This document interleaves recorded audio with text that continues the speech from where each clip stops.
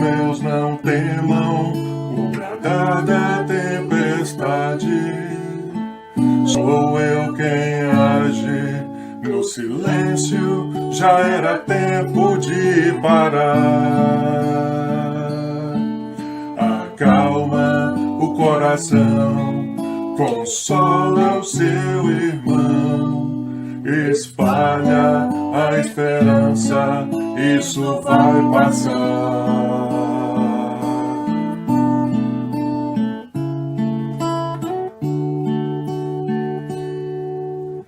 Calma, confia, fui eu quem te criou.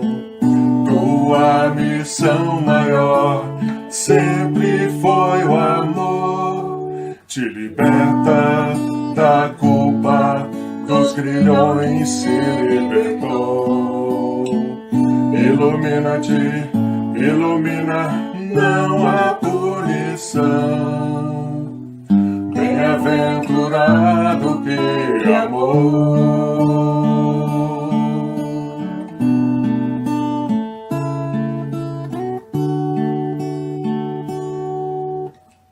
A luz da nova era vem romper a noite dos teus dias. Seja a paz, escolha a paz. Esse é o limiar de um novo dia.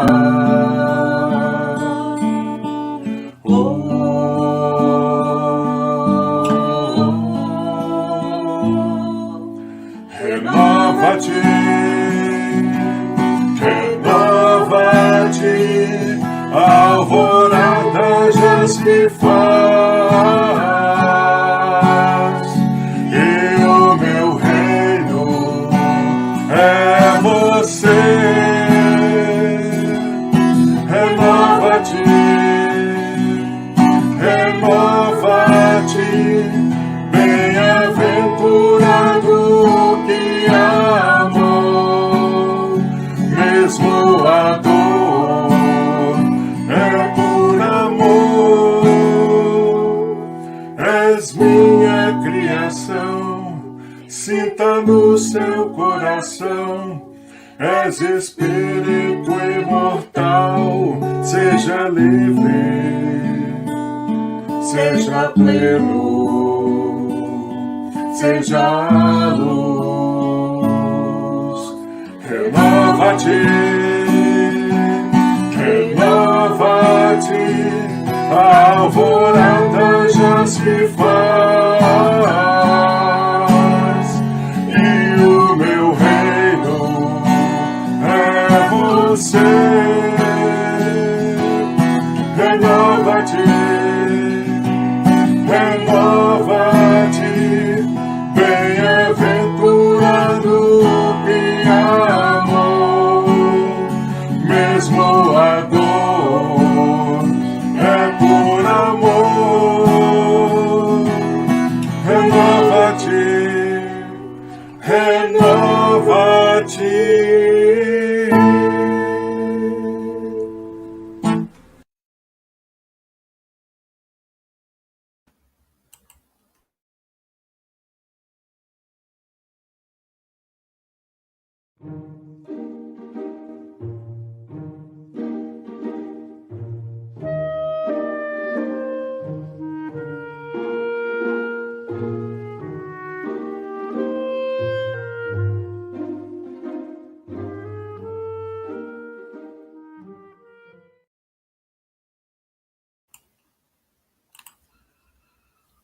Então, amigos, boa noite a todos. Mais um momento de estudo, mais um momento de encontro com todos vocês, mais um momento em que Jesus nos permite entrar em contato com a doutrina espírita através da internet. Então, nós estamos aqui para a continuação da nossa live, do especial nosso, da Federação Espírita do Estado de Goiás, que, em parceria com a área de comunicação social espírita e a área de estudo, um trabalho integrado das duas áreas, criaram essa live comece pelo começo. Então, eu quero, primeiramente, agradecer a todos pela participação, e nós vamos fazer agora o nosso trabalho com audiodescrição, que era para a gente poder atender as pessoas com necessidades especiais. Espera aí só um pouquinho, gente, que eu estou procurando o que a Valéria me ensinou direitinho, aonde que está sobre audiodescrição. Valéria, eu sei que você me ensinou, Valéria, mas peraí que eu estou procurando. Aí, achou, tá vendo? Valéria é boa demais, meu Deus do céu. Gente, então eu vou fazer minha audiodescrição. E meu nome é Nazaré Diniz, eu moro em Goiânia, sou mulher, meia idade. Não gosto de falar que eu sou de meia idade, mas eu sou, de cor parda, cabelo curto. Estou usando uma blusa preta e a parede no fundo, aqui atrás de mim, ela é de cor branca. E aí, nós vamos trazer os nossos convidados, que vão participar conosco desse estudo da obra A Gênese, sob as luzes do Consolador. E hoje é o nosso segundo encontro dessa série. E nós queremos, neste momento, primeiramente, antes de trazer os nossos convidados, nós queremos agradecer aos nossos amigos parceiros que integram conosco esse trabalho. Nós queremos agradecer a TV Goiás Espírita, a Web Rádio Fraternidade, a Rede Amigo Espírita, ao Lar de Jesus, ao CERJ, à Rádio Nova Luz, à TV Secal e ao IGESE. E, claro, agradecer à FEECO pela oportunidade do nosso trabalho. Então, nós vamos chamar aqui o nosso amigo Alan. O Alan, que também está aqui conosco. Alan, seja bem-vindo.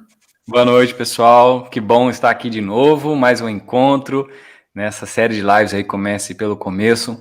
É muito bom estar aqui. Obrigado pela sua companhia, você que está nos assistindo aí, né? Obrigado também, Nazaré. Daqui a pouco o Otacílio está aqui conosco.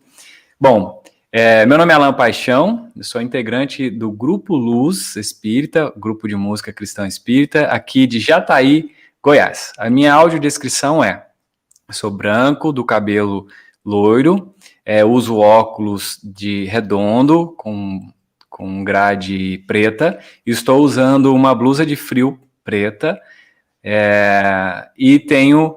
Eu não sei se eu posso falar a minha idade, ô Nazaré, porque eu tenho plano de viver até no mínimo 80, então eu tô com 40, pode ser que eu esteja com meia idade também.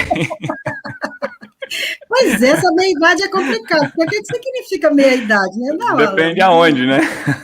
Depende aonde a gente quer chegar. Então, muito bom, descontração à parte aqui. Obrigado a todos vocês, é muito bom estar aqui. Então nós vamos trazer o nosso amigo Otacílio, gente. Otacílio que é um encanto estudar com o Otacílio Rangel, né? Otacílio, nosso amigo, venha para cá. Olá, amigos. É um prazer estar aqui com vocês, Nazaré, Alan, com todos que estão nos acompanhando, para essa continuidade, né, desse trabalho que a gente começou na semana passada e que vamos encontrar aqui durante muitas semanas. Então, vou fazer a minha videodescrição. Eu sou um jovem de 77 anos, né? Uso óculos também, como o Alan, e meu cabelo não são fartos, são faltos, né? Porque eu sou meio careca. Então, os cabelos já se foram também.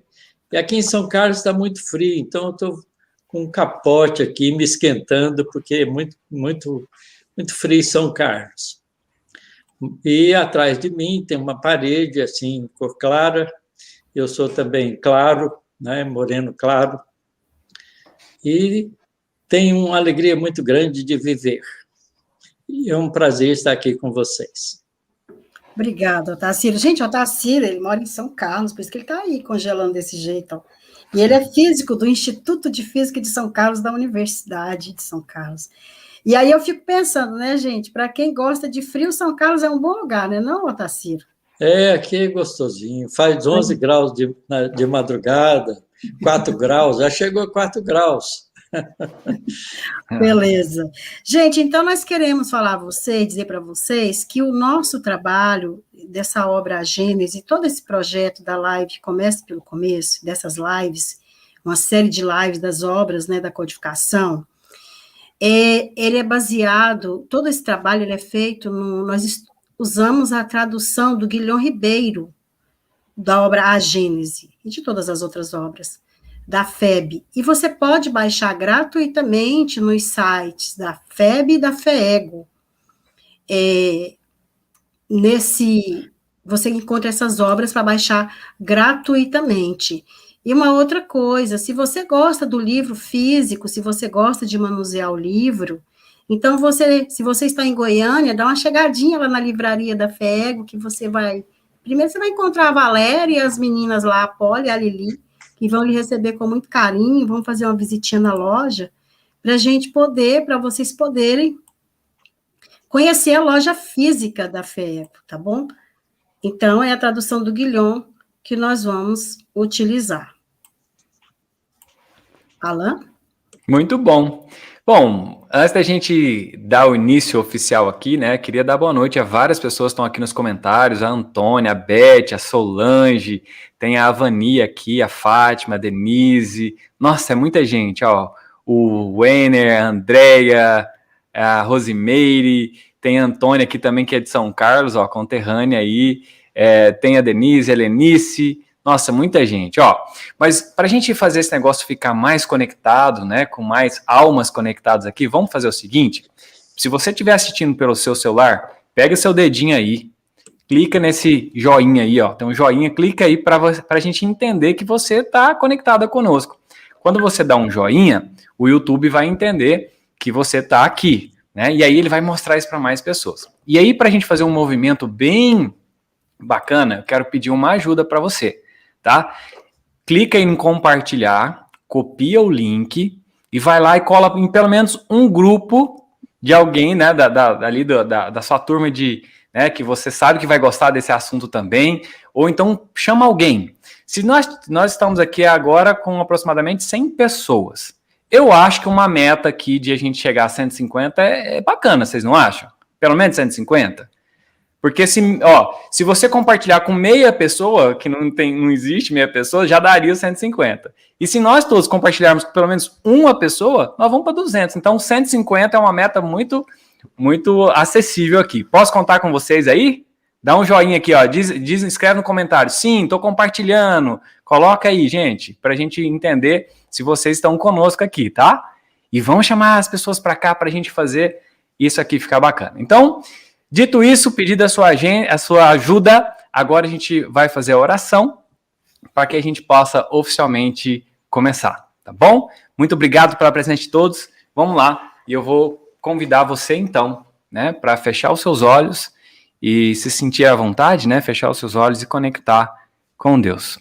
E para que a gente possa conectar com Deus, sabemos que existe um processo do universo que Deus nos deu, que é o fluido cósmico universal, e estamos imersos nesse fluido. Por isso, mestre querido, imerso nesse fluido que também é o teu amor, nós rogamos por ti nessa noite maravilhosa. Que o Senhor possa nos inspirar, nos iluminar, para que juntos aqui possamos aprender. Pedimos que alcance o lar de cada um que está conectado conosco, cada família, cada um nas suas lutas diárias, pela evolução, e que nós possamos, Senhor, sair daqui muito melhores do que entramos. Que o Senhor possa também levar amor e paz às pessoas que nesse momento sofrem, e a todos nós, Senhor, que também de alguma forma enfrentamos o desafio do sofrimento, que nada mais é que uma ferramenta e uma oportunidade que o Senhor nos dá para burilar as nossas almas. Certos e conectados, Senhor, com o teu amor, nós nos entregamos aqui nesse trabalho para aprendermos juntos sobre essa obra maravilhosa que Kardec deixou para nós. Obrigado, Senhor, que assim seja. Então, hoje nós vamos falar sobre as luzes do Consolador. Então, nós vamos deixar o Otacílio, gente, conversando conosco, trazendo para nós aquela preciosidade, né, de conhecimento que o Otacílio tem. E aí depois vocês já podem fazer perguntas, trazendo as perguntas para nós, e depois nós voltamos. Otacílio? Muito bem. Então, hoje nós vamos começar pelo começo, o primeiro capítulo da Gênese, onde Allan Kardec faz um brilhante comentário, uma discussão muito exuberante, né, sobre o caráter da revelação espírita. Então, aqui ele usa a palavra revelação, caráter da revelação espírita. Então, para a gente entender isso, é preciso que a gente compreenda o que significa revelação. Então, ele começa dizendo o seguinte, né, que revelação significa, e vem do latim revelar, cuja raiz velum, véu, significa literalmente sair de baixo, de sob o véu. E figuradamente significa descobrir, dar a conhecer uma coisa secreta ou desconhecida. Em sua acepção vulgar, mais genérica, essa palavra se emprega a respeito de qualquer coisa ignorada, que é divulgada, de qualquer ideia nova que nos põe ao corrente do que não sabíamos. Então, desse ponto de vista, todas as ciências que fazem, né, que trazem o conhecimento, que fazem conhecer os mistérios da natureza, são revelações. E a gente pode dizer que há para a humanidade uma revelação incessante, porque nós estamos sempre descobrindo coisas novas.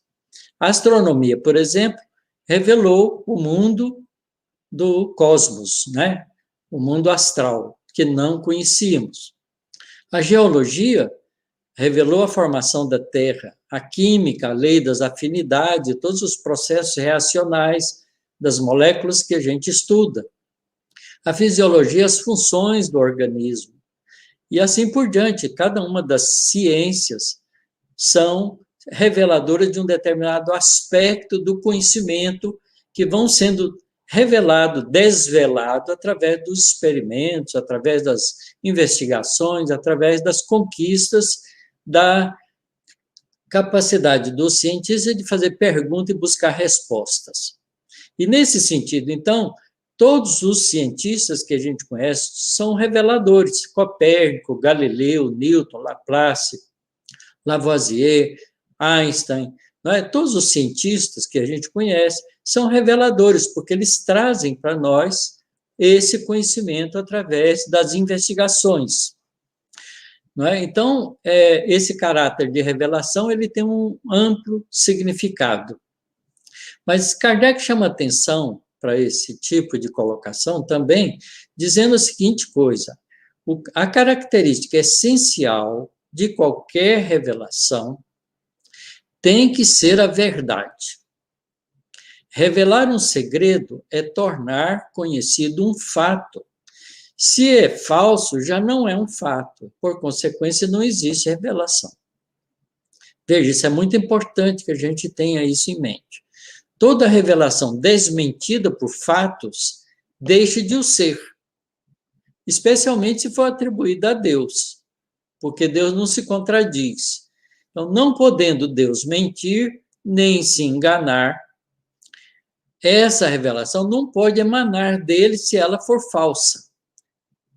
Então, deve ser considerado como um produto de uma concepção humana que foi enganosa. Às vezes até bem intencionada, mas enganosa. Então, é importante que a gente compreenda que o significado mais profundo da revelação vem em busca daquilo que é verdadeiro. Agora, esse conceito de verdade é um conceito muito discutível, porque todo mundo acha que tem a sua própria verdade. Então, para a gente não ficar particularista com esse conceito, a gente tem que definir o que é verdade. Então, verdade são todas as leis da natureza, porque são leis da natureza. Então, todas as leis da natureza são leis verdadeiras. A lei da gravitação universal, mais do que verificada, é uma lei da natureza e, portanto, é uma verdade. As leis do eletromagnetismo, que regulam todos os fenômenos de natureza eletromagnética, são leis verdadeiras, elas não são contraditas por fatos, pelas experiências. Porque a ciência tem esse comportamento. Todas as vezes que um fato novo aparece, que abre um novo conhecimento sobre aquelas leis que pareciam verdadeiras, mas que estavam incompletas, então esses fatos novos completam essa lei e ela passa a ser uma verdade universal. Então, as leis que regulam o movimento dos elétrons, né, são leis verdadeiras. A física quântica, por exemplo, que traz todo o desenvolvimento e o conhecimento das leis que regulam o comportamento do microcosmo, são leis da natureza, portanto, são leis verdadeiras.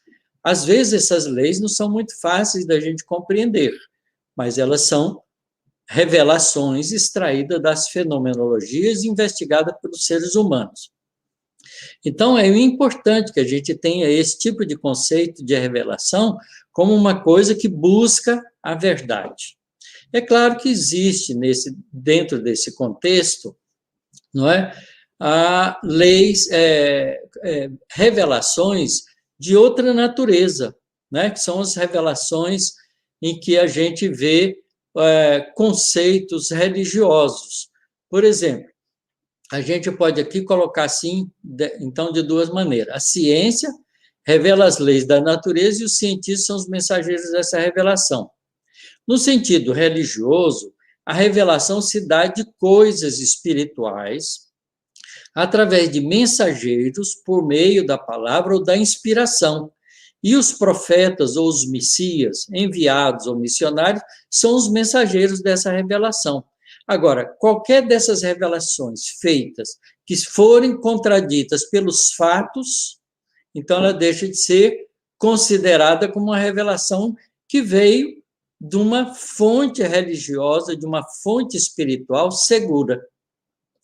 Então, é claro que as leis espirituais são leis novas para nós. Nós estamos conhecendo essas leis aos poucos.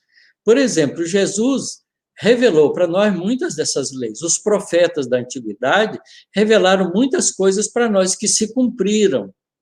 Portanto, essas todas coisas que foram reveladas e se cumpriram são verdades, porque elas se cumpriram, elas foram demonstradas pelos fatos. Então, a gente vai buscar na revelação espírita esse caráter, porque é esse o significado importante da revelação espírita. O caráter da revelação espírita, ele tem que ser a busca da verdade.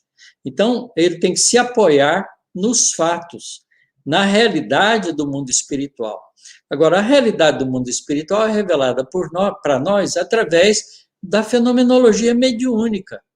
Ela começou lá, né, na época de Kardec, com as mesas girantes, mas Kardec foi a fundo, ao invés de se impressionar com o fenômeno, ele foi buscar as razões daqueles fenômenos, quais eram as causas que produziam aqueles fenômenos e quais eram os propósitos daqueles fenômenos que foram, então, examinados cuidadosamente por ele. E, com isso, ele abriu uma porta de revelação, quer dizer, ele encontrou uma porta aberta de revelação que vem através dos recursos da mediunidade.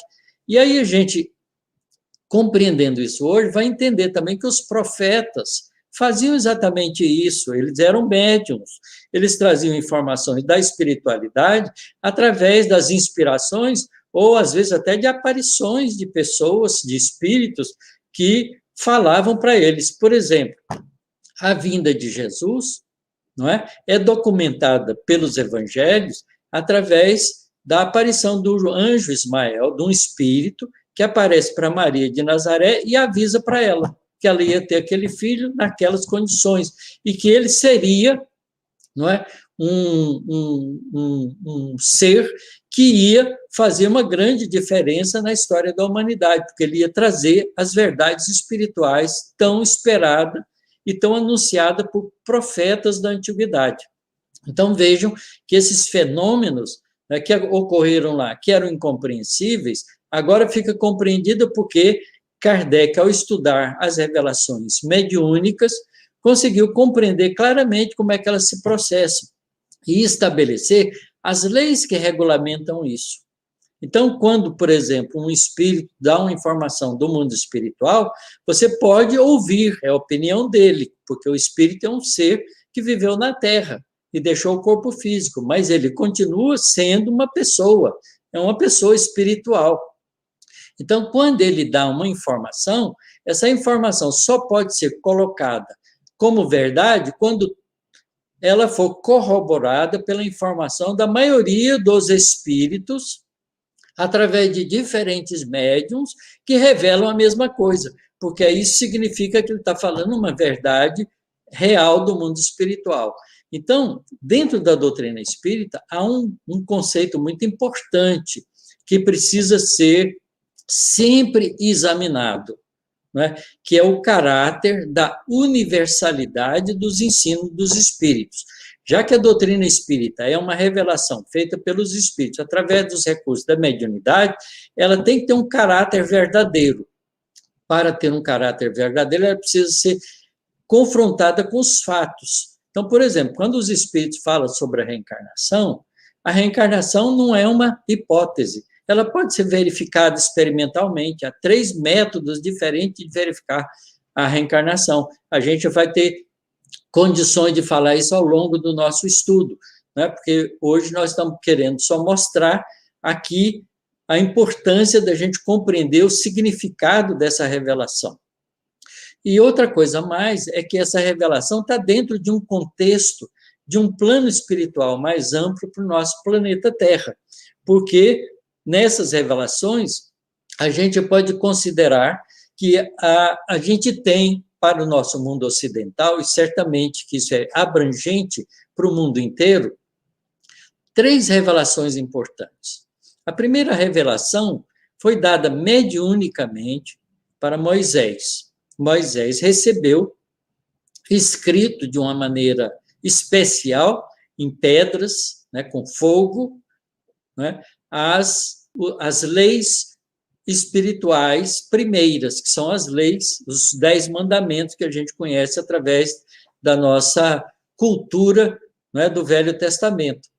Essas leis que vieram de lá são leis de caráter espiritual, porque todas elas têm um contexto espiritual de comportamento moral. É claro que Moisés fez mais do que isso, porque depois, como ele assumiu uma liderança com o povo, ele teve que fazer legislações sociais, então ele também legisla coisas sociais, mas essas leis são humanas, e são leis que têm características de mudança. Por exemplo, né, ele usou como uma lei de justiça o olho por olho, dente por dente. Jesus, então, vem mostrar que essa lei é humana, porque Jesus diz claramente que ele não veio derrogar as leis, mas as leis espirituais. Mas as leis humanas ele muda, porque ele diz, aprendeste que foi dito, né? Olho por olho, dente por dente. Eu, porém, vos digo, amai vossos inimigos, orai pelos que vos perseguem e caluniam, não odeie os inimigos, né? Não cobre uma justiça, use do perdão. Então, Jesus está ensinando leis espirituais, enquanto que Moisés estava usando uma lei de justiça temporal para controlar o povo que ainda era muito rude. Então, tem que aprender a fazer essa distinção. Então, esse primeiro capítulo da Gênesis, que eu aconselho todo mundo a dar uma lida cuidadosa nele, Kardec faz uma argumentação muito sólida, muito longa, a respeito do significado das revelações espirituais. Depois a gente tem uma outra segunda revelação, porque Moisés veio e trouxe um tipo de revelação, que a gente vai descrever daqui um pouquinho, mas depois vem Jesus e faz em cima daquela tradição cultuada através do povo hebreu, né, e do povo judeu como descendente do povo hebreu. Toda essa tradição em cima do decálogo, Jesus, então, vai acrescentar novas informações e vai mudar um pouco o contexto do significado, por exemplo, do conceito de Deus. Moisés diz, né, no primeiro mandamento da lei, do decálogo mosaico, a gente tem lá, amarás o Senhor teu Deus de todo o teu coração, de toda a tua força e de toda a tua alma. Não farás imagem, né, de mim, nem de coisas na terra, nem de coisas do céu, porque eu sou um Deus zeloso e puno a iniquidade do homem. Veja bem, puno a iniquidade do homem na terceira e quarta geração. Então, é uma afirmativa de punição, é uma lei de justiça dura.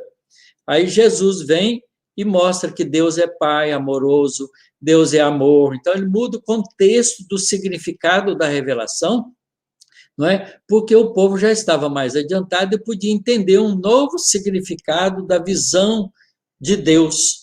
Então, isso é um conceito importante que a gente tem que ir acompanhando, porque essas revelações estão uma interligadas à outra.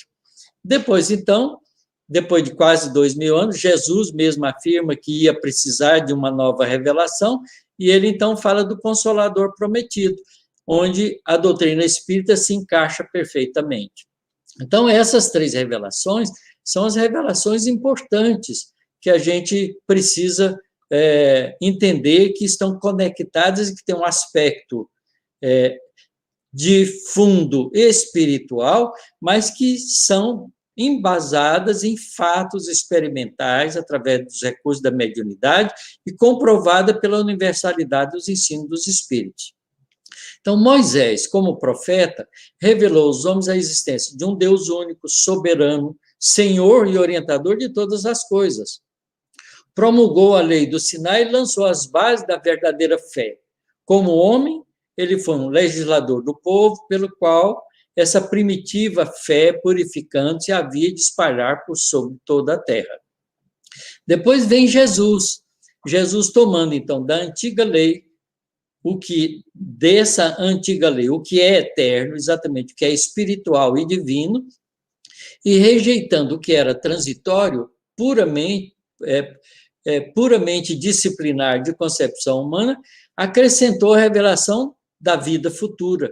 Jesus demonstra a imortalidade da alma, fazendo os discípulos verem, por exemplo, na transfiguração, Moisés e Elias, que eram pessoas que já tinham desencarnado, tinham morrido há muito tempo. Moisés morreu 1.300 anos antes de Cristo, e Elias, como Elias, viveu 9 séculos antes de Cristo, portanto, 900 anos antes de Cristo. E eles dois aparecem ali com Jesus, e os 3 discípulos, Pedro, João e Tiago, assistem aquilo, isso está descrito no Evangelho. Então, é um fenômeno observado pela experiência humana, não é? Então, ele demonstra a imortalidade da alma também com a própria presença dele depois da crucificação entre os discípulos, durante muitas vezes, aparecendo em lugares fechados, acompanhando os discípulos em pesca, né? Acompanhando os 2 discípulos na estrada de Emaús. Então, a gente vai vendo que há uma demonstração experimental, um fato real que ocorre e que são testemunhadas pelas pessoas que participaram disso. Então, Jesus demonstra a imortalidade da alma, fala da vida futura, portanto, de que Moisés não toca no assunto.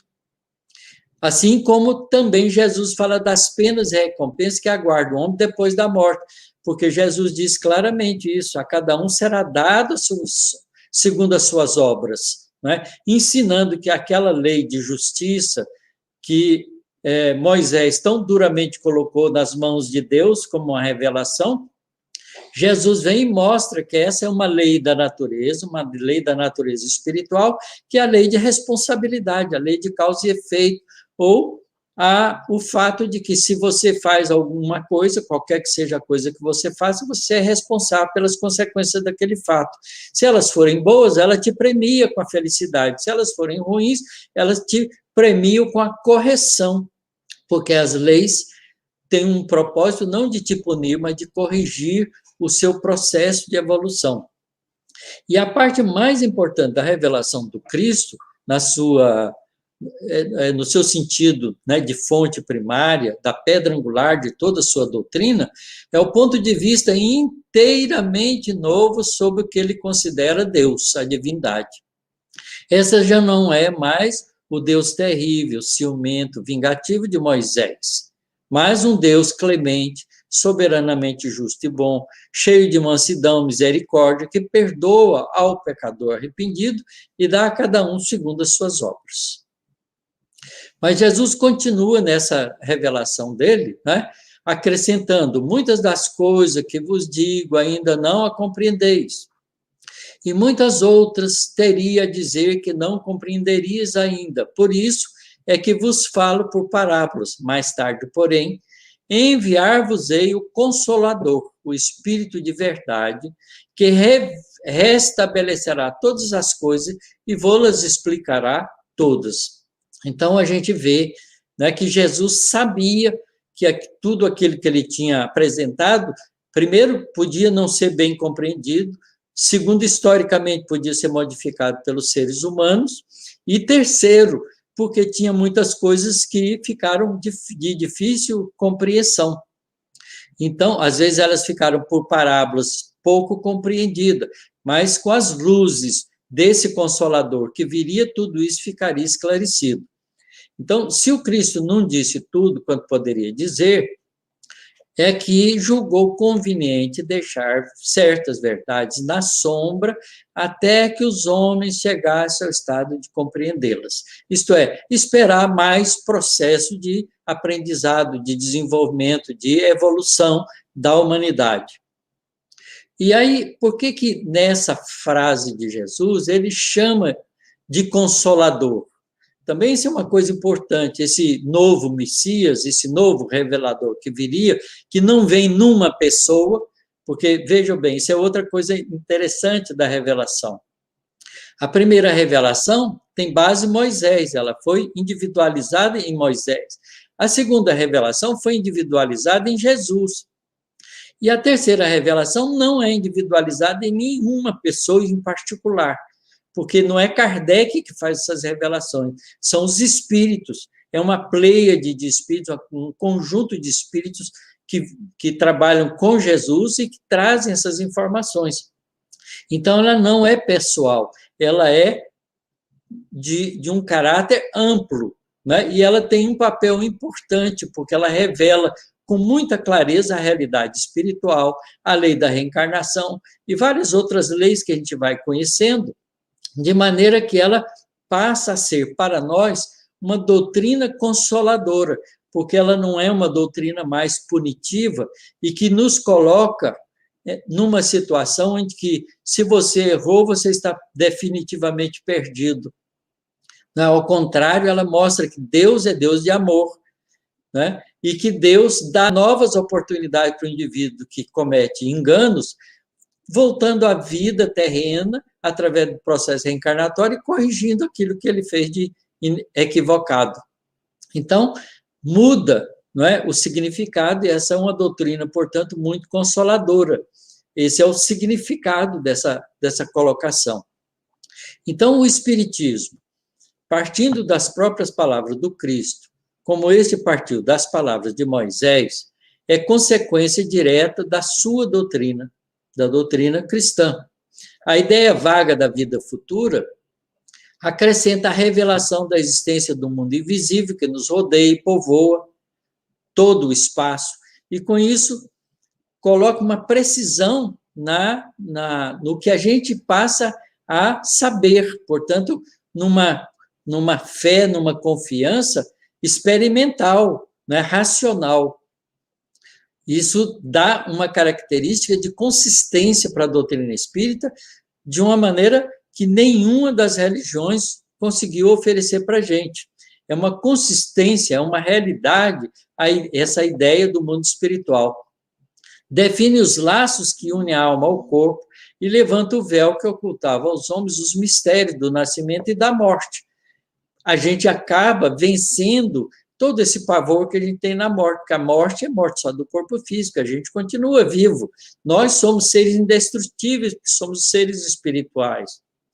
Então, pelo Espiritismo, o homem sabe de onde vem, para onde vai, por que está na Terra, por que sofre temporariamente e vê toda a parte, a justiça divina. Aquilo que parece um absurdo, que a gente vê nas diferenças, né, da sociedade, coisas assim muito difíceis da gente compreender por que nasce uma criança aleijada, por que nasce gente cega, por que nasce pessoas com deficiência mental.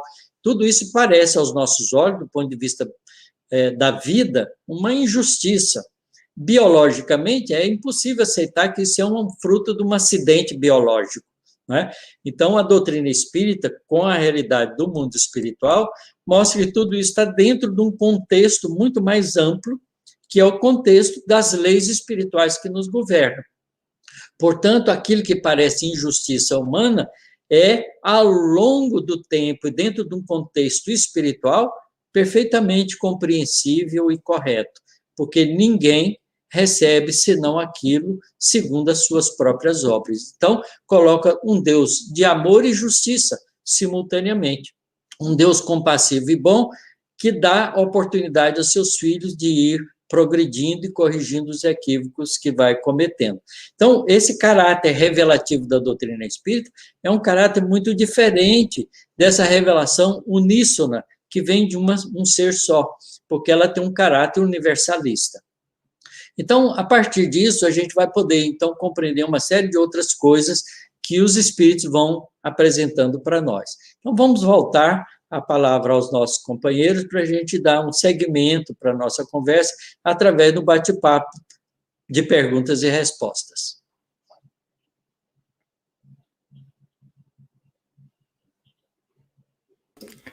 Muito bom, né? Eu estava aqui lembrando, quando eu era criança e eu acreditava que as nuvens eram feitas de algodão, né? Tem até uma música, né? Um dia me disseram que as nuvens eram feitas de algodão.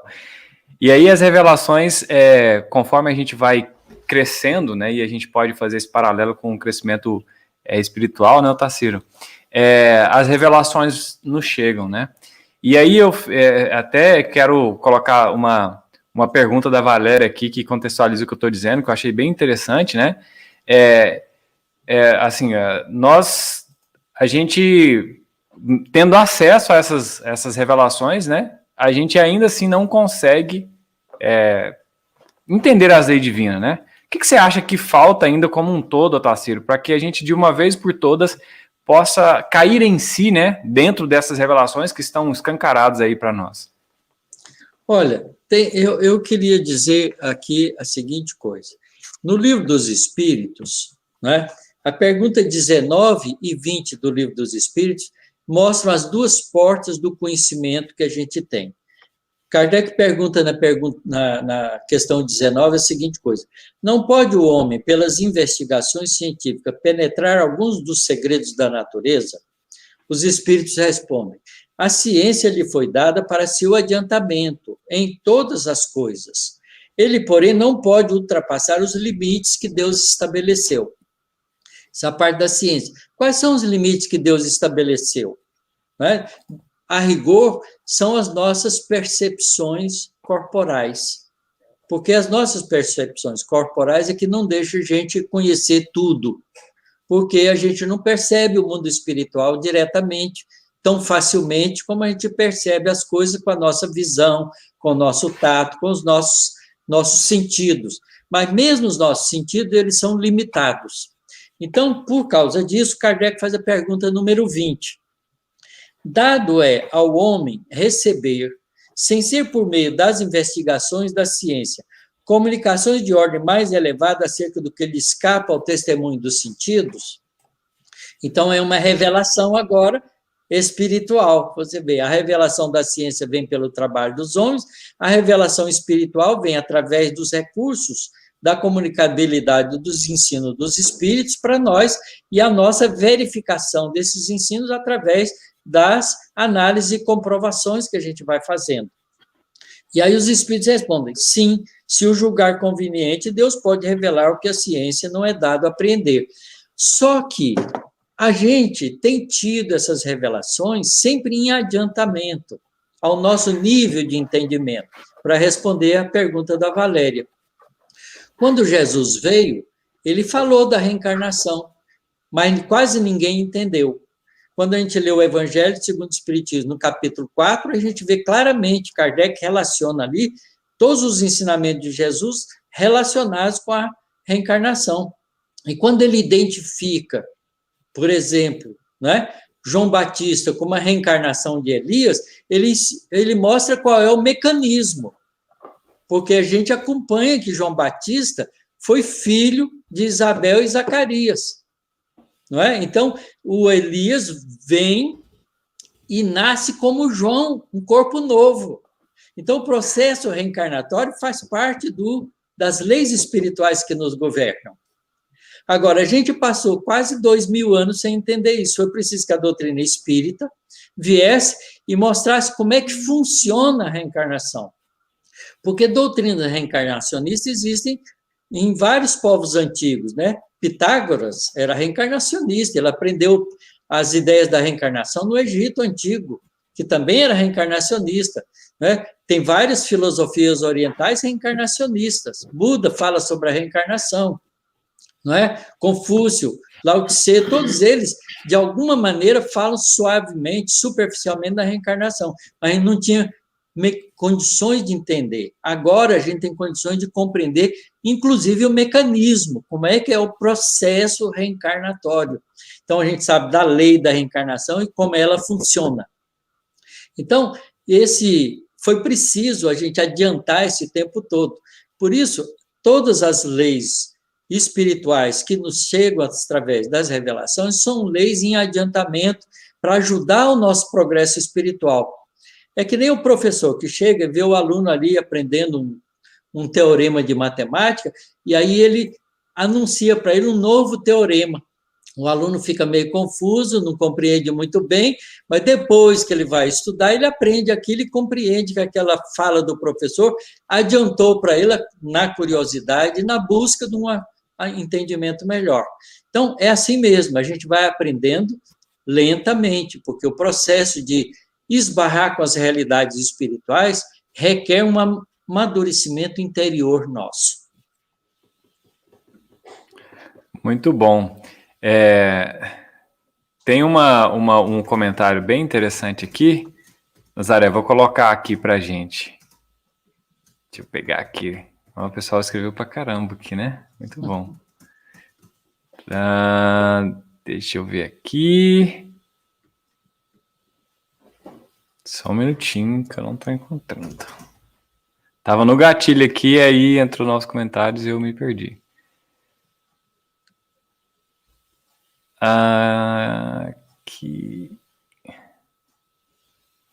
Aqui.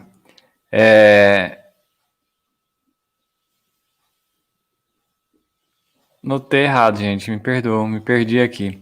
Mas é da Fátima, eu lembro do comentário, tá? Aí. Ótimo, obrigado pela ajuda, Nazaré. Foi a Valéria nos bastidores. Muito bom.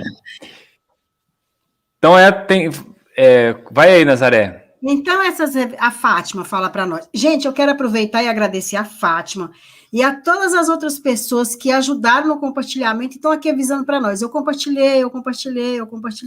E a gente quer agradecer muito a ajuda de vocês, porque é assim que o nosso trabalho é divulgado. E aproveitar também, antes de passar a pergunta da Fátima, nós queremos dizer que nós temos aqui participantes da Bahia, de Pernambuco, de São Paulo, do Piauí, de Goiás, Santa Catarina, Rio Grande do Sul, Minas Gerais, Rio de Janeiro e também da Flórida, nos Estados Unidos.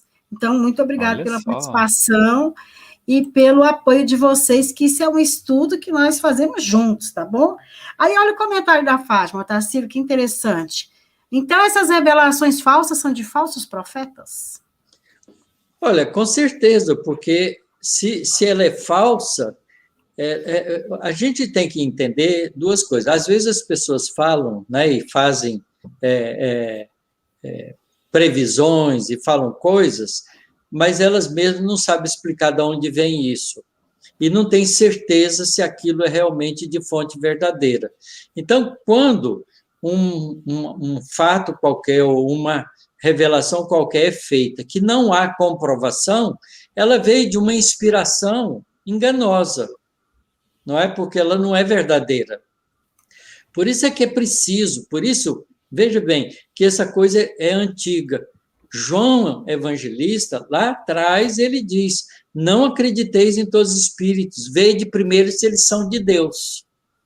Ora, Se João já tinha essa experiência praticamente 2000 anos atrás, né, no primeiro século da nossa era cristã, é porque realmente a gente também está sujeito a enganações. E Jesus fala dos falsos profetas, né? Ele chama atenção para os falsos profetas também. Aliás, há também uma profecia de Jeremias, que foi um profeta da Antiguidade, né, do Velho Testamento, que fala sobre os falsos profetas. Então, é preciso que a gente não acredite pura e simplesmente porque um espírito falou. É preciso saber se o que ele falou tem o caráter de universalidade dos ensinos dos espíritos, quer dizer, que é uma verdade. Vou dar um exemplo disso para as pessoas poderem entender. Imagine que você não conhece São Carlos. Aí alguém que é de São Carlos fala para você assim, não, lá em São Carlos tem uma pirâmide muito interessante que foi construída lá. Aí você, como não conhece, acha que ele está falando a verdade, fala, guarda essa informação. Quando você encontrar outro São Carlense, pergunta para ele. E pergunta para uns 3 ou 4. Se eles não confirmarem, isso é uma mentira, não é uma verdade. É uma informação falsa. Então, é preciso que você tenha cuidado, né, com as revelações. As revelações precisam passar pelo crivo da razão. Por isso que Kardec foi criterioso com isso. Ele não estabeleceu os conceitos da doutrina espírita, senão através de muita investigação, através de muitos médiums, de muitos lugares diferentes, e submetendo a mesma pergunta a diferentes espíritos através de diferentes médiums. Então, ele extrai daí o caráter de universalidade dos ensinos dos espíritos. Então, não basta que um espírito chegue aqui e diga uma coisa, através de um médium que aparentemente possa ser um médium bom. É preciso que a gente tome cuidado. Eu já li um livro espírita, né, dito espírita, onde o autor espiritual, através de um dado médio, dizia que lá no Sol tinha habitantes, né, que as pessoas viviam lá e que os homens do Sol tinham 5 metros de altura. Quer dizer, qual é o recurso dessa, né, onde é que está baseado um tipo de informação desse tipo? Como é que a gente pode verificar isso? O que traz de informação nova uma informação desse tipo? Nenhuma, porque não há nem como verificar essa coisa. Então, é uma revelação falsa. Você não precisa acreditar nisso. Então, tem que ter bom senso, tem que fazer uma análise das coisas. Não pode acreditar no primeiro espírito que vai dizendo as coisas. Então, livro mediúnico tem que ser sempre profundamente bem analisado. E para que a gente tenha condições de fazer análise desses livros que são mediúnicos, a gente precisa ter o conhecimento fundamentado da doutrina espírita. Então, as obras básicas é o começo, pelo começo. Quando você estava falando sobre revelações de Moisés, né, a Denise até comentou aqui, sem contar que Moisés foi o maior médium da sua época, não é, Otacílio? Exatamente. Ela tem razão. Ele foi um médium sensacional. Tem vários fatos mediúnicos com ele. Então, ele comprovadamente era um bom médium. Mas, como legislador humano, ele cometeu os erros dele porque ele estava adaptado à época dele.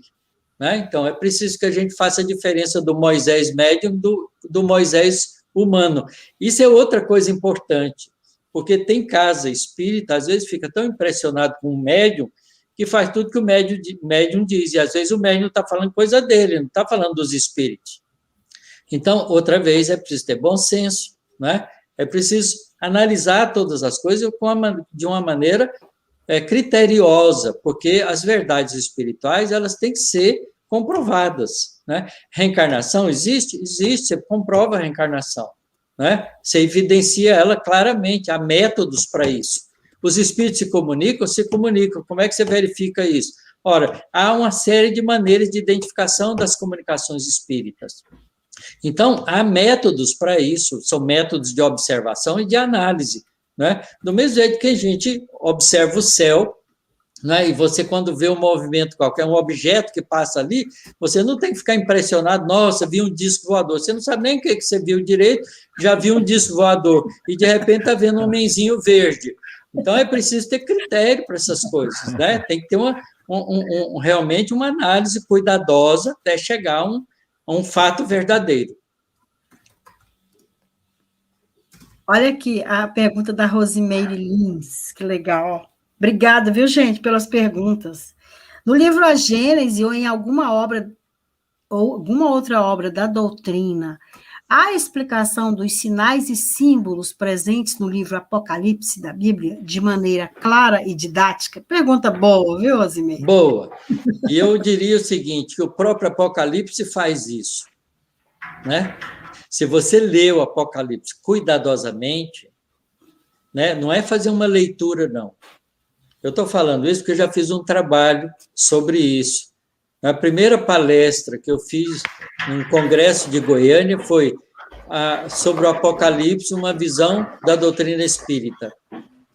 E eu tive que estudar isso muito tempo, né? E eu posso dizer para vocês que eu li o Apocalipse umas 30 vezes. Lido e estudado, passo por passo, analisando trecho por trecho. Então, o próprio livro vai dando algumas dicas para você descobrir os símbolos que ali tem. Outros símbolos estão montados em cima da tradição hebraico-judaica. O Haroldo tem um estudo muito bom sobre isso, mas a gente não tem nenhum livro que diz, olha, isso significa isso, aquilo significa aquilo, não há. Há algumas referências de alguns estudiosos da doutrina espírita, como Kai Bachutel, há algumas referências que o Emmanuel faz no livro A Caminho da Luz, mas nunca um estudo detalhado disso. A gente estava esperando, né, que o Haroldo publicasse o estudo detalhado dele, porque ele fez um estudo muito bonito sobre isso, né? Então, mas olha, eu posso garantir para você, Rosimeire, que o Apocalipse é um lindo livro. Ele é um livro de revelação. Aliás, a palavra Apocalipse significa apó-caliptó. São duas palavras gregas. Caliptó é véu, e apó é tirar debaixo do véu. Tem o mesmo significado de revelação. Apocalipse é revelação. Esse é o significado. Não é o livro do terror do fim do mundo. Ao contrário, ele é um livro lindo que começa descrevendo as atividades no planeta Terra, a partir do Evangelho de Jesus até a regeneração, a Nova Jerusalém. A Nova Jerusalém é a mudança do planeta de expiações e provas para o mundo de regeneração. E o livro é maravilhoso em ir mostrando a história do nosso planeta, desde Jesus até o momento que nós estamos vivendo. Olha, aí nós temos uma pergunta da Fátima, mas antes disso, nós queremos falar o seguinte, nós já estamos quase com 1 hora de live, passou rápido demais, gente, muito rápido. E o combinado nosso era 1 hora, então, para a gente responder as perguntas, a gente vai estender alguns minutinhos, tá bom? Não muito, mas há tempo de responder as perguntas e depois nós vamos falar sobre a live de amanhã. Todo mundo que está aí, topa a gente ter um pouquinho mais? Dá um joinha aí. Fala sim, um pouquinho mais. Coloca aí nos comentários, por favor. Poder estender. E vocês se vocês toparem nos esperar para concluir as perguntas, então tá ótimo. Aí nós vamos estender alguns minutos somente. É, porque não vale deixar a gente aqui sozinho, né, Nazaré? Não vale. Tem que ficar juntos até o fim. Uhum. Então, olha só. Combinado, então, que a gente fica um pouquinho mais. A Fátima traz aqui. Quais as revelações na doutrina espírita não revelada por Jesus? Jesus concentrou os seus ensinamentos em cima do amor, da fraternidade, do perdão, da atitude fraterna. Por isso é que ele coloca como resumo de toda a lei e os profetas amar a Deus sobre todas as coisas e ao próximo como a si mesmo. Mas Jesus não deixou, em nenhum momento, de dar informações relativamente simbólicas das realidades espirituais. Por exemplo, ele revela o mundo espiritual, né, no Monte Tabor, na Transfiguração. Ele revela a realidade espiritual com o seu próprio aparecimento durante um certo tempo em convívio com os discípulos. Ele fala da reencarnação em momentos diferentes. Ele fala, por exemplo, ninguém, ele diz isso para Nicodemos, ninguém, isso é regra, ninguém poderá ver o reino do céu se não nascer de novo. Agora, o que era nascer de novo? Nem o Nicodemos, que era doutor da lei, entendeu. Como é que eu, velho, posso entrar no ventre da minha mãe para nascer de novo? Né? E Jesus, então, fala para ele, olha, se você que é doutor da lei não entende as coisas que eu estou falando da terra, imagina se eu falar das coisas do céu. Então, Jesus mostra que há muita coisa para aprender, tá certo? E que ele não podia revelar, porque ainda o povo não tinha compreensão para isso. Então, ele deixa sementes dessas verdades. E ele, então, explica para o Nicodemos que o que vem da carne é carne e o que vem do espírito é espírito. E da carne a gente sabe de onde vem do pai e da mãe. Aí o espírito a gente não sabe de onde vem, porque o espírito é como o vento. Ele sopra e você não sabe de onde ele vem, para onde ele vai. Porque quando você pega uma criancinha no braço, você fala assim, o filho de fulano e ciclano. Mas quem é o espírito que está ali? Ninguém sabe. Tá certo? Porque a gente não conhece a história espiritual dele. Através dos recursos da doutrina espírita, hoje já começa a saber. Então, outra coisa que Jesus mostra é que os espíritos podem se comunicar com a gente, porque ele expulsa, né, expulsa demônios, entre aspas. Jesus ajuda os espíritos que perturbavam as pessoas. Há várias cenas, né, episódios de Jesus curando as pessoas ditas na época endemoniadas, que eram possuídas pelos espíritos infelizes. Então, os espíritos se comunicavam. Tem um espírito até que se revela para Jesus através de uma pessoa possessa, dizendo, nós somos falange. Quer dizer, eles eram muitos espíritos. Não era um espírito só que estava perturbando aquela pessoa, eram muitos. Então, ele também deixa entrever a realidade espiritual, tá certo? Então, Jesus dá semente de quase todas as leis espirituais que a doutrina espírita deixa com muita clareza agora para a gente ver. Então, a doutrina espírita clarifica essas leis, clarifica esses conhecimentos e detalha, tá certo? Hoje, então, a gente tem um conhecimento da realidade espiritual muito, muito mais profunda do que aqueles que puderam conviver com Jesus naquela época. Muito bom. Aí nós temos a pergunta do Ener Ivan. Me perdoe se a pronúncia não for essa, viu? Se o véu do esquecimento é para auxiliar no nosso progresso, qual a utilidade de encontrar na literatura espírita que fulano foi cicrano em encarnação passada? Muito é explorado esse assunto. Bom, isso aí a gente tem que também, outra vez, usar o bom senso de Kardec, né? Kardec nos aconselha a usar o bom senso e a gente vai usar aqui. Claramente que se a gente, ao reencarnar, esquece as vidas anteriores, é porque isso tem um propósito de misericórdia divina, protetivo. Eu vou dar um exemplo, todo mundo vai entender. Imagina um indivíduo que foi preso, cometeu um desatino, matou alguém, por exemplo, né, ou roubou, e ficou preso ali 10 anos. Quando ele termina o pagamento dele lá, da pena dele, ele vai sair. Qual é a coisa que ele mais deseja para poder se encaixar de novo na sociedade? Que ninguém conheça a história dele, que ele tenha uma nova identidade, né? Que ele não possa ter lá na sua carteira de identidade ex-presidiário. Então, é bom esquecer isso para começar de novo. Então, Deus, bondosamente, nos empresta um novo corpo para a gente reencarnar, com o esquecimento do passado, para a gente ter uma nova identidade e começar de novo. Né? Porque imagina se eu olhasse para Nazaré assim, Nazaré, mas você me matou na vida passada, hein? E agora? Como é que nós vamos ficar? Então, é melhor que a gente esqueça isso, né, Nazaré? Vamos ser amigos, ter uma nova oportunidade de desenvolver fraternidade. Então, há uma proteção espiritual nas lembranças de vidas passadas. Por isso, quase pouca gente, muito pouca gente consegue lembrar. Geralmente, quando a pessoa lembra, ela sabe administrar essa lembrança. Porque quando você lembra da vida passada, que você foi, você lembra das coisas boas e das coisas ruins. E se você não tiver equilíbrio emocional para administrar as coisas ruins, você pode entrar em parafuso, ficar psicótico. Não é? Então, não pode forçar a lembrança de vidas passadas, porque ela pode trazer um problema mal resolvido do passado e acabar com a sua encarnação.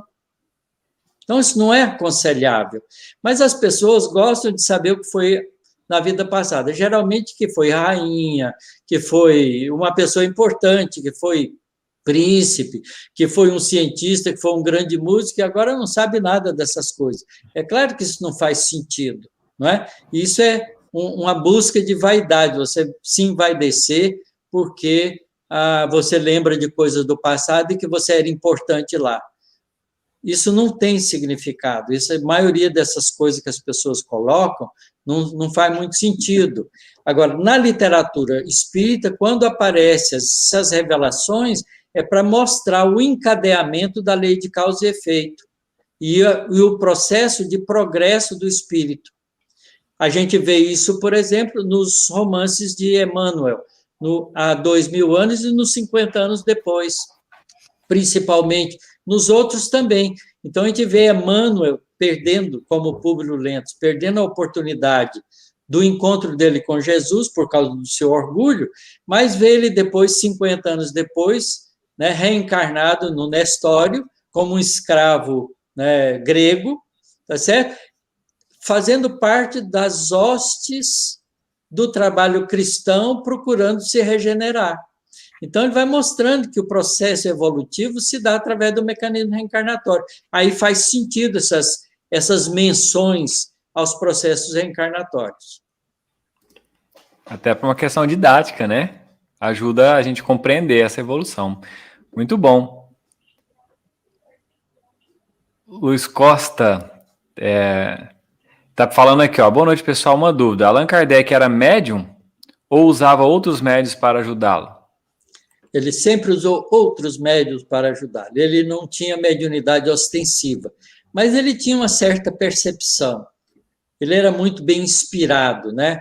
A inspiração é um tipo de mediunidade.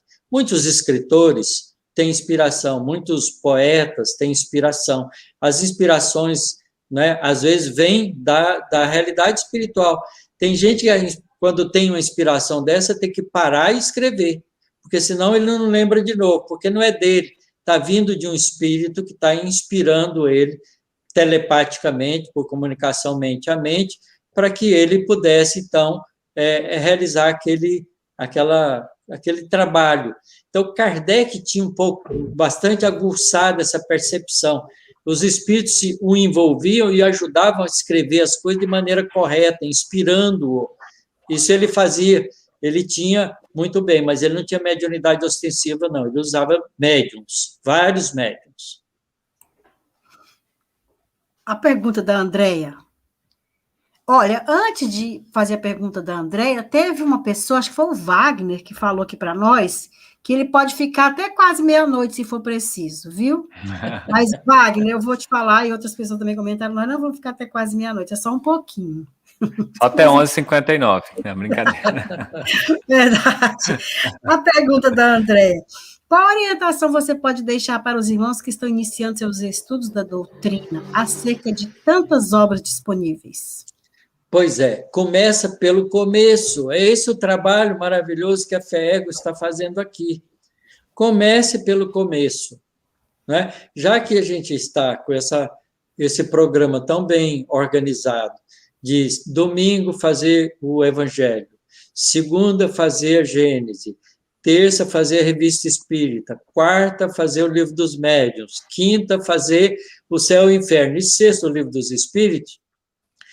Quem puder, pegue os capítulos e vá lendo dessas obras e assistindo essas lives, porque vai tendo a oportunidade de acompanhar esse estudo e fazer uma base do conhecimento doutrinário. Porque quando você tem uma base do conhecimento doutrinário, você pode ler qualquer obra, que você vai ter recurso de análise. Porque se você vai ter conhecimento das coisas essenciais, né? É por isso que a doutrina espírita tem esse pilar maravilhoso do Pentateuco kardeciano. Essas obras são básicas porque elas é que dão a sustentação da compreensão das coisas espirituais. Se você lê as obras básicas, depois vai ler André Luiz, vai ler o Manuel Filomeno de Miranda, vai ler os livros de Emmanuel, né? Você vai tendo uma compreensão muito mais aguda desses livros e aproveitando eles muito melhor, porque eles vão abrindo leques, né, desenvolvendo esse conhecimento com novas informações. Eu aprendi muito com as obras de André Luiz, tá certo? As obras de André Luiz revelam para nós o mundo espiritual com detalhes. Mas se você não conhece os princípios básicos da doutrina espírita, aquilo parece fantasia. Tá certo? Uma vez alguém, né, da minha relação leu O Nosso Lar e depois me entregou o livro. Ele quis ler um livro espírita e queria ler O Nosso Lar porque estava todo mundo falando nesse livro. Falei, eu te empresto, mas você tem que saber ler esse livro, não é tão simples assim. Ele leu o livro, adorei o livro, é uma bela ficção científica. Foi essa a opinião dele, porque ele não compreendeu nada da realidade espiritual, porque ele não tinha base de conhecimento. Então, comece pelo começo. A orientação é essa, vamos estudar as obras básicas, para depois a gente ter substrato de conhecimento doutrinário para poder ler qualquer coisa, e poder ler qualquer coisa mediúnica, e dizer assim, esse livro aqui, esse médium aqui não é confiável, esse livro dele não é bom. Esse aqui é muito bom, esse aqui está bem consubstanciado em cima das bases da doutrina espírita. A gente sabe fazer essa distinção. Por isso a importância das obras básicas, né? Muito bom. O Leonardo está dizendo aqui, Leonardo Bruno, parece haver hoje, no nosso país, uma tentativa de se negar a ciência e os avanços que ela tem mostrado. Como relacionar esse movimento com a evolução do nosso planeta rumo ao mundo de regeneração?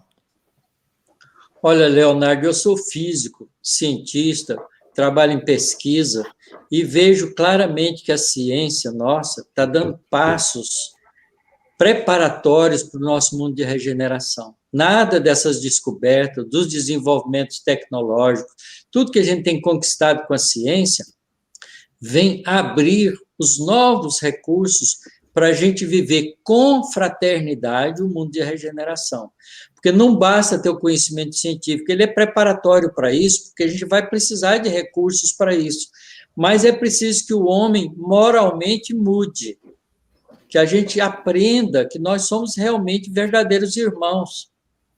O que adianta a gente desenvolver toda essa ciência da economia e colocar essas teorias de economia na mão dos usurpadores das riquezas? Isso não faz sentido nenhum, né? Porque você está dando elementos para as pessoas usarem isso de maneira inadequada. Então, esses avanços que a gente tem tido na ciência, eles são providenciais, eles fazem parte do contexto evolucionário da humanidade no nosso planeta, preparando para a gente ter uma vida diferente à medida que a gente aprende a viver e utilizar esses recursos com fraternidade. Você veja, por exemplo, a ciência agrária desenvolveu tanto, a tecnologia agrária desenvolveu tanto, que a gente tem comida para todo mundo, mas tem mais de 1 bilhão de pessoas passando fome. Quer dizer, isso é uma contradição horrorosa, não é?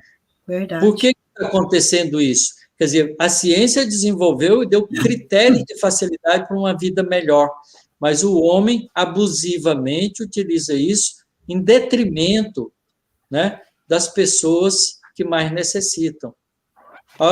Veja, por exemplo, tem essa tecnologia toda que a gente tem hoje, que a gente está usando aqui também, mas ela ainda é de má qualidade pelo preço que a gente paga. Mas todos os donos desses recursos de tecnologia são podres de rico. Por que eles não convertem um pouco mais desse dinheiro na qualidade e no preço para que esse benefício seja benefício para todo mundo? Então, você veja que há uma disparidade entre o desenvolvimento da ciência e da tecnologia e o uso dela ainda egoisticamente. Por isso que a transição planetária se dará através da mudança moral do ser humano.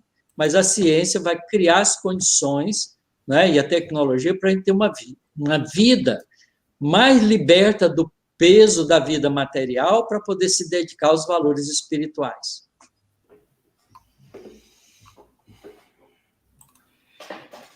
Muito bom. Temos mais uma pergunta aí, Nazaré.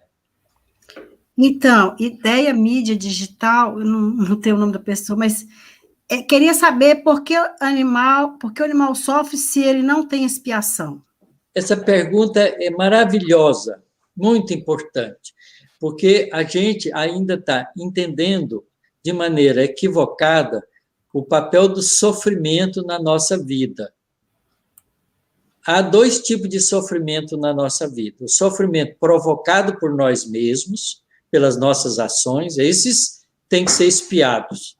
E o sofrimento natural da vida material, que nos impulsiona para desenvolver a nossa capacidade perceptiva e, com o trabalho para superar essas dificuldades, a gente crescer em conhecimento. Os animais sofrem para desenvolver a capacidade perceptiva deles, desde que o sofrimento seja o natural, não aquele provocado pela presença do ser humano, né? Porque o ser humano altera esse processo. A gente, às vezes, a gente domesticou muitos animais e tem muita gente matando animal doméstico, judiando de animal doméstico, fazendo coisas indevidas com os animais domésticos. Então, há uma diferença, mas o sofrimento no animal desenvolve nele a capacidade perceptiva, né? A nossa percepção é feita através do prazer e do desprazer, né? Do agradável e do desagradável. No animal é do agradável e do desagradável.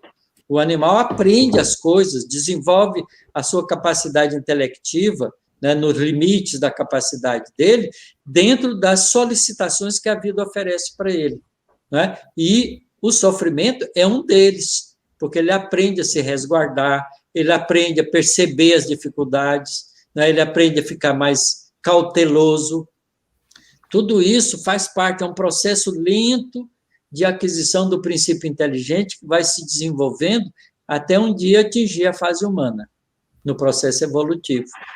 Então, o animal não sofre por expiação. O animal sofre um processo natural de desenvolvimento das capacidades perceptivas. A gente agregou mais uma pergunta dentro do mesmo assunto, acho que dá para responder rapidinho. A pessoa, o Islia Caetano perguntou, os animais domésticos reciclam a energia ao nosso redor? Olha, é muito difícil entender, porque eu não sei que energia ele está falando, né? Porque a gente usa a palavra energia sem saber direito o que a gente está falando. Então, é muito complexo. Mas a gente pode dizer o seguinte, os animais domésticos faz parte do nosso mundo emocional. E os animais domésticos, né, nos ajudam muitas vezes a ficar tranquilos, né? Há muito aconselhamento psicológico, né, de pessoas que são sozinhas, de ter um animal doméstico, porque o animal doméstico é a companhia para ela usa da capacidade de amar em cima do animalzinho, que dá uma resposta positiva para ela. Então, cria um laço, né, emocional entre o animal e a pessoa. Então, desse ponto de vista, é uma troca energética, uma troca de sentimentos. Eu tenho um gato aqui que fica só em volta de mim, ele me adora, tá certo? E o que eu vou fazer? Eu gosto dele também, pronto, né? Então, é uma troca, é natural, esse é um processo natural.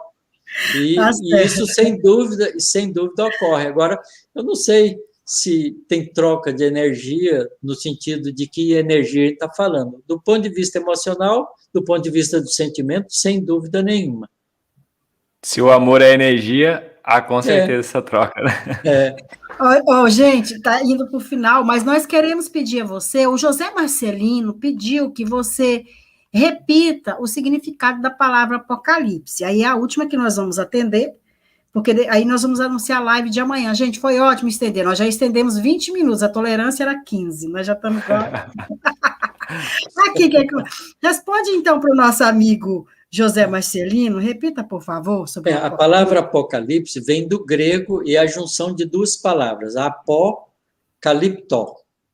Eu não sei se eu pronuncio certo, mas eu aprendi isso com alguém que sabia grego, um pouco, né? Então, apó significa revelar, tirar de baixo, e caliptó significa véu. Então, a palavra Apocalipse significa revelar, tirar de baixo do véu. Esse é o significado da palavra. Ótimo. Obrigada, Tarcísio. Muito bom, gente. Passou voando o nosso encontro, não é? Mas amanhã nós temos mais um encontro. Continuamos o nosso estudo. O Tarcísio falou, né? Qual é a melhor forma de estudar a doutrina espírita? Começando pelo começo. E aí amanhã é terça-feira, amanhã é dia da Revista Espírita, gente. Olha só. A Cristiane Drux é a facilitadora. E os mediadores, a nossa querida Camila e a Valéria, gente. Valéria está aqui nos bastidores nos ajudando, ela está sempre ajudando a gente. Então, amanhã, nesse mesmo horário, 21h30, Revista Espírita, que é a Tribuna de Allan Kardec, nós contamos com vocês com essa mesma boa vontade de hoje, tá bom? E nós agradecemos muito a participação de todos. Otacílio? Só, gente, se tiver alguma pergunta para fazer, aí nós vamos colocar aqui o e-mail, aí vocês mandam para o e-mail da FEEGO, tá aqui. Dúvidas ou sugestões, vocês mandam para esse e-mail que a gente responde na próxima semana, tá bom? Obrigada. Eu vou passar para o Otacílio e para o Alan para a gente encerrar. Vai lá, Otacílio. Olha, cada vez que a gente vai adentrando uma obra espírita dessa, de base, a gente vai cada vez mais admirando a racionalidade, né, e a capacidade intelectiva de Allan Kardec. Eu considero Allan Kardec um gênio tão competente, tão grande quanto Isaac Newton. O Isaac Newton, com a queda de uma maçã, ele pôde fazer a pergunta certa, porque ele estava preocupado com o problema da gravitação.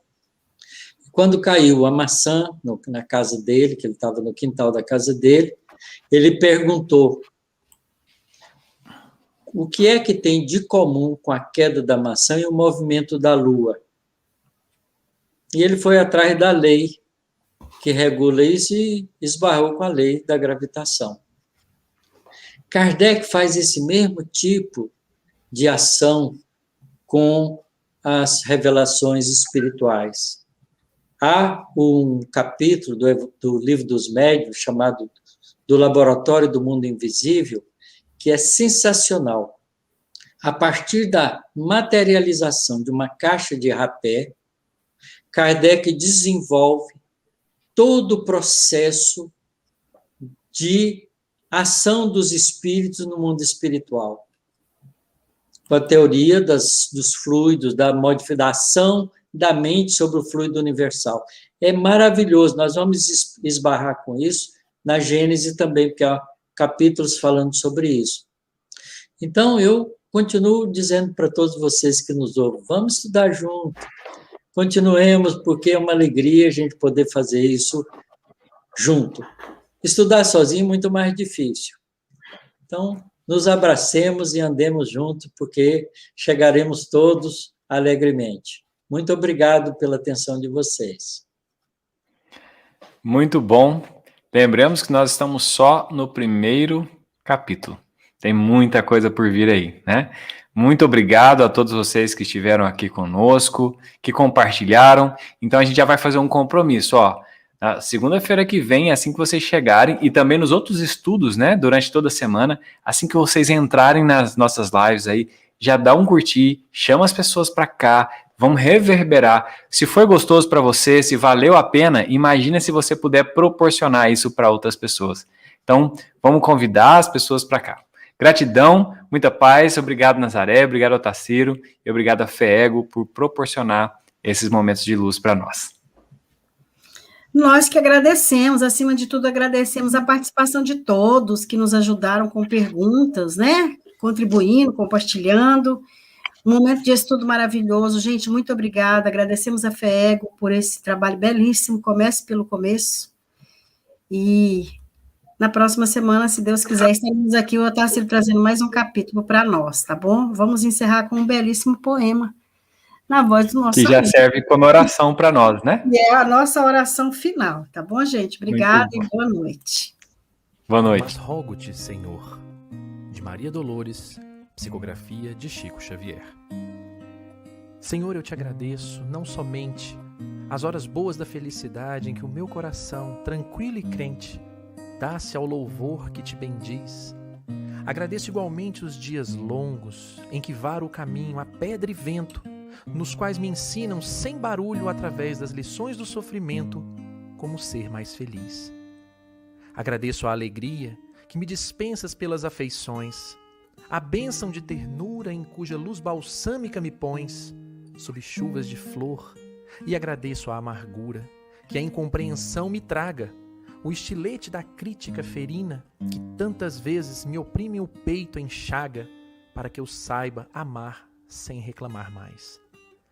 Agradeço o sorriso da esperança, com que me fazes crer na verdade do sonho, a segura certeza com que aguardo o futuro risonho, pela fé natural. E agradeço-te a lágrima dorida, com que me alimpas a visão, a fim de que eu prossiga, trilha afora, sem caminhar em vão, sob a névoa do mel.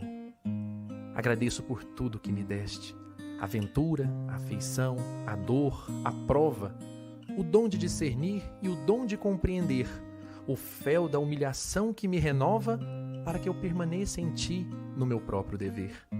Mas rogo-te, Senhor, quando me veja, sob a perseguição e o sarcasmo das trevas, no exercício do bem, não me deixes perder a paz a que me elevas, nem me deixes ferir ou condenar ninguém.